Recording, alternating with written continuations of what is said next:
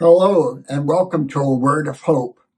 I'm Brother Edward coming to you from St. Vincent Ferrer Priory in River Forest, Illinois. Today is Monday, June the 16th, and the church is celebrating the 11th week of Ordinary Time. And today we see an insight into what the Jewish world was like when Jesus lived, because the Jewish people were governed by many laws.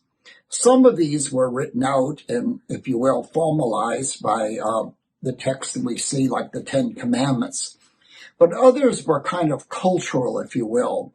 And over time, these kind of cultural sayings influenced the people that lived by them.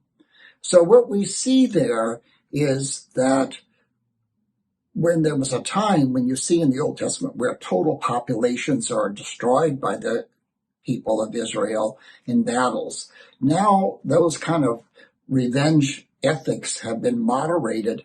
So Jesus says in the opening of the gospel, "You have heard it said, an eye for an eye and a tooth for a tooth."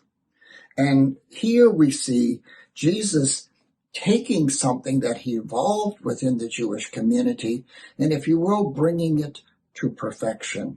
Because he says, you have heard this eye for an eye and a tooth for a tooth, which scholars would call the lex talon. And Jesus says, but I tell you, turn the other cheek. Do good through those who persecute you. If people sue you for a cloak, give them your garment as well.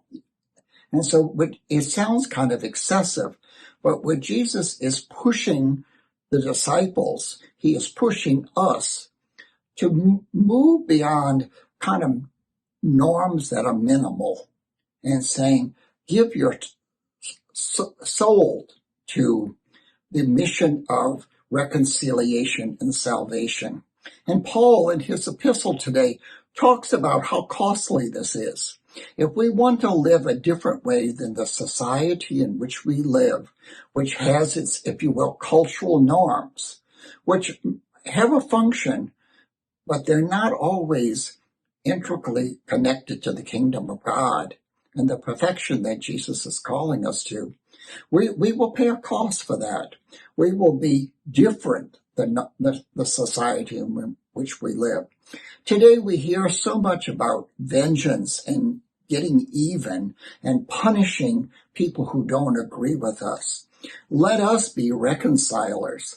Let us find new pathways, ones of reconciliation, of love, which give hope to ourselves and the generations that will come after us.